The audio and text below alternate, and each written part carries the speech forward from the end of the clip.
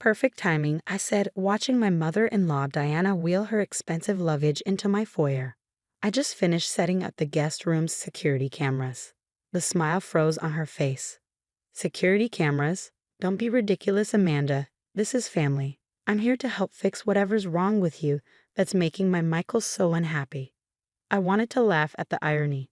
Just 3 hours ago, I discovered why Michael had been so unhappy, in the form of hundreds of messages to his coworker Jessica on a hidden phone I found while doing laundry. The text painted a vivid picture of their 6-month affair, complete with plans to leave me once he made partner at his law firm next month. The guest room's all yours, I said cheerfully, helping her with a bag. I've even installed new smart locks on all the doors. For security, of course. Diana's perfectly manicured hand tightened around her purse. At 58, she still dressed like she was competing with women half her age, today sporting a designer outfit that probably cost more than most people's monthly rent. She'd never approved of me, the public school teacher who trapped her precious son with marriage before he could fulfill his potential. Smart locks, Amanda, really? Michael mentioned you've been acting paranoid lately. This is exactly why I'm here. I led her upstairs, thinking about the hidden phone currently backing up its contents to my laptop. Michael had gotten sloppy, probably believing I was too trusting to ever check. After 10 years of marriage, he still thought I was the same naive 23-year-old who'd fallen for his charm. The cameras sync directly to my phone, I explained, showing her the guest room. They record audio too. Just installed them this morning after Michael left for work. Diana set her bags down, frowning. You're being ridiculous. My son would never. Never what? I interrupted pleasantly. Never cheat. Never plan to leave his wife. Never spend our 10th anniversary with his 24-year-old mistress while telling me he was at a conference. The color drained from her face. You're lying. Michael would tell me if he was unhappy enough to. My phone chimed. The backup was complete. Would you like to see the messages, Diana? They're quite detailed, especially the ones about how he plans to avoid giving me any of the assets once he makes partner. Jessica seems very interested in the house. Diana sank onto the guest bed, her composure cracking slightly. If there's been some indiscretion, I'm sure we can fix it. That's why I'm here. Michael called me last week, said you've been distant, checking his phone, asking about his late nights at work. Imagine that. I mused, sitting in the armchair across from her. Almost like I suspected something. By the way, how's the foundation doing? The children's charity you chair? The sudden topic change threw her. The foundation? It's fine. Why? Just curious. Since you handle all the finances, must be challenging keeping track of all those donations. Her eyes narrowed. What are you implying? Nothing yet. But you might want to check your text messages with Michael from last month. The ones about moving certain funds around before he leaves me. The charities board might find those interesting. Diana stood up so quickly she almost tripped on her designer heels. You're bluffing. Those messages were deleted. Were they? Want to bet your reputation on that? I pulled out my phone, holding it just out of her reach. Amazing what data recovery software can do these days. Almost as amazing as finding out my mother-in-law helped plan her son's divorce strategy. I was protecting my son, she hissed. You never deserved him, or this house, or any of our family's connections. You've been holding him back for years. I stood up, feeling strangely calm. You know what the funny thing is? I installed the cameras this morning before finding the phone. Want to know why? She took a step back, probably seeing something in my expression that finally made her nervous. I installed them because 3 days ago, I overheard you and Michael planning how you'd move in to document my unstable behavior, create evidence for the divorce. Imagine my surprise when his hidden phone gave me so much more. The security camera in the corner blinked steadily, recording Diana's face as it cycled through shock, fear, and fury. Everything was going exactly as I planned, but she didn't need to know that part 2 of my strategy was already in motion. What do you want? She finally asked, her voice barely controlled. I smiled, heading for the door. Right now. Nothing. Just enjoy your stay, Diana. The cameras will make sure everyone's behavior is perfectly documented. As I walked downstairs, I heard her frantically dialing her phone, probably calling Michael. Let her. The next few days would be very educational for everyone involved. My phone buzzed. A text from Michael. Mom says you're acting crazy. We need to talk when I get home. I typed back, looking forward to it. Your mom's all settled in. The security cameras are working great. Then I turned my phone off and went to prepare dinner. After all, I had 2 guests to cook for tonight, and I wanted everything to be perfect. The stage was set, the players were in position, and Diana had no idea she just walked into a trap 10 years in the making. Sometimes the best revenge isn't about getting even. It's about getting everything. Michael arrived home at 7:30 p.m. His expensive suit slightly rumpled and his cologne a bit too strong. No doubt trying to cover up traces of his afternoon meeting with Jessica. His face darkened when he saw the dining room table set for 3. Mom says you've lost your mind, he announced, loosening his tie. Security cameras? Really, Amanda? I continued serving the pot roast I prepared, his favorite meal. Just trying to keep everyone safe. Wine? Stop playing games, he snapped. What's really going on? Why don't you ask Jessica? I suggested mildly. She seems to know a lot about what's going on, especially regarding your partnership bonus next month. The color drained from his face. Before he could respond, Diana swept into the dining room, her heels clicking aggressively against the hardwood floors. Michael, she's threatening me with some ridiculous accusations about the foundation, she declared. We need to move up the timeline. Mom. Michael cut her off, but it was too late. I sat down, smiling. Timeline? Do tell. The security camera in the corner blinked steadily, catching every moment of their panicked exchange of glances. I positioned the dining room camera perfectly. It had a clear view of their faces and picked up audio beautifully. Amanda? Michael tried his lawyer voice, the one that had first attracted me when we met. You're clearly under a lot of stress. Maybe we should discuss this privately. With the cameras off? I asked innocently. But then how would we document my unstable behavior for the divorce proceedings? Diana's fork clattered against her plate. Michael's jaw tightened. How did you? No. I finished for him. Let's see, was it the hidden phone in your gym bag? The foundation transfers your mother helped you arrange, or maybe it was overhearing you both plan this little intervention 3 days ago. You went through my phone. His voice rose with indignation.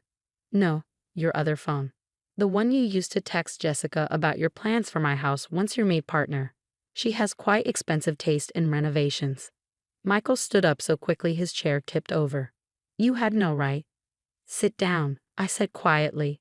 The cameras are watching, remember? Wouldn't want to appear aggressive on video. He sat, hands shaking with rage. Diana hadn't touched her food, her face a mask of calculated concern. Whatever you think you know, she began. We can discuss this as a family. We're not family, I interrupted. We're witnesses, and everything happening right now is being recorded and backed up to multiple secure locations. Are you threatening us? Michael demanded. I took a sip of wine. Not at all. I'm just documenting everything. Like the fact that you're wearing the same suit you wore in the photos Jessica posted from your business lunch today. The ones where you're clearly not at that office. His face went pale. What photos? Oh, she's not very careful with her social media, especially after a few drinks. She even tagged the hotel.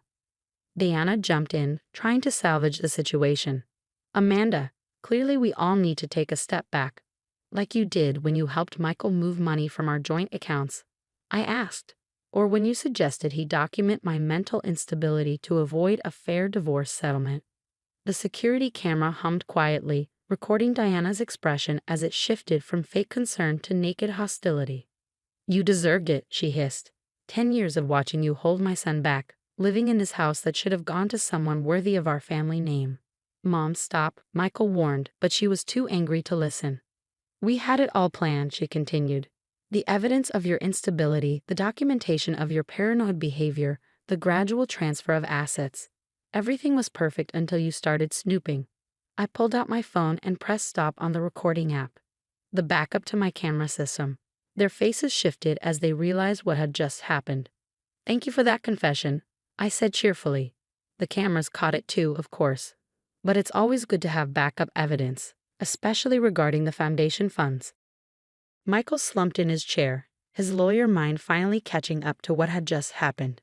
Diana's hands trembled as she reached for her water glass. What do you want? He asked quietly. I stood up, smoothing my napkin. Finish your dinner. We'll discuss terms tomorrow. I have all the documentation my lawyer needs, including evidence of financial fraud, conspiracy, and deliberate manipulation of charitable funds. The question isn't what I want. I paused at the doorway, turning back to face them. The question is, what are you willing to give up to keep this quiet? As I headed upstairs, I heard Deanna's sharp whisper, "Fix this, Michael. She's bluffing." "Shut up, Mom," Michael snapped. "Just shut up."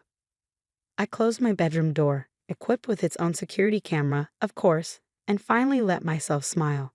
Phase 2 was complete. They'd walked right into it, their arrogance making them sloppy, their sense of superiority blinding them to the trap until it was too late. Tomorrow would bring Phase 3, but for now, I had one last call to make. I dialed my lawyer's number, knowing she was waiting for my update. "Did you get it?" she asked. "Every word," I confirmed. "The foundation confession, the conspiracy admission, everything. Your timing with Jessica's social media posts was perfect, by the way." Well, she laughed. Amazing what a sympathetic bartender can accomplish. "Get some rest. Tomorrow we present our terms." I ended the call and lay back on my bed, listening to the muffled sounds of argument floating up from the dining room. Diana and Michael were probably realizing just how completely their plan had backfired. Sometimes the best defense isn't just being prepared. It's being prepared long before your opponents even know there's a battle coming. The next morning, I sat in my lawyer's office. Across from me, Michael and his mother, Diana, looked uncomfortable in their expensive chairs. On the table lay all the proof: bank records, text messages, social media posts, and worst of all, video footage from the night before. "Let's talk about the terms," said my lawyer, Catherine, calmly. "Mrs. Walker has been more than fair, considering what's happened." Michael leaned forward, trying to sound professional. "Before we go on, I want to talk about whether those recordings are even legal." "This is a single-party consent state," Catherine said quickly. "And here's the paperwork about the foundation." She pushed a folder across the table. "I think the board would be very interested in this." Diana's hand trembled as she took the folder. Her perfect makeup couldn't hide how tired she looked. "This is blackmail," she whispered angrily. "No," I said quietly. "This is called taking responsibility." Catherine opened her laptop. "Here's what we want. Amanda keeps the house, paid off. The joint bank accounts will be split evenly after the hidden money is returned. And the foundation documents won't be made public as long as you both sign a contract promising to keep quiet about all of this." "That's crazy," Diana snapped. Michael earned. "Mom, stop." Michael looked exhausted. Then he turned to me and really looked at me for the first time in a long while. "You planned everything, didn't you? The cameras, your mom moving in, all of it." I nodded. "I learned from watching you. 10 years of seeing you work in court taught me how to build a case." He looked impressed, despite himself. "And Jessica's social media posts. Let's just say bartenders are more loyal to good tippers than to smooth-talking lawyers," I said with a small smile. She was happy to help Jessica post freely. Diana jumped up. "This is insane. We won't agree to." "Sit down, Mother," Michael said sharply. "You've already done enough." Catherine pulled out one last paper. "One more thing. Michael, your law firm's partnership announcement is next week, right?" Michael tensed. "Yes." "Why?" "Sign everything today and your affair stays private. But if this drags on—" She nodded toward the evidence. "Let's just say most law firms don't like drama." The room went quiet except for the hum of the air conditioning. I watched Michael think. Finally, he picked up a pen. "Where do I sign?" "Michael." Diana cried. "You can't." "Enough," he said. "You're going home today. You've caused enough damage." 2 hours later, it was done. We signed the papers. I didn't shake at all as I ended my 10-year marriage. As we were leaving, Michael turned to me. "You could have taken more," he said. "With this much proof, you could have ruined us." I lifted my bag onto my shoulder. "I only wanted what was fair. Try remembering that next time you think you're better than someone." Diana walked past us, already on the phone, probably calling her rich friends to tell her version of the story. Let her. The contract we had her sign would keep the truth hidden. "What will you do now?" Michael asked.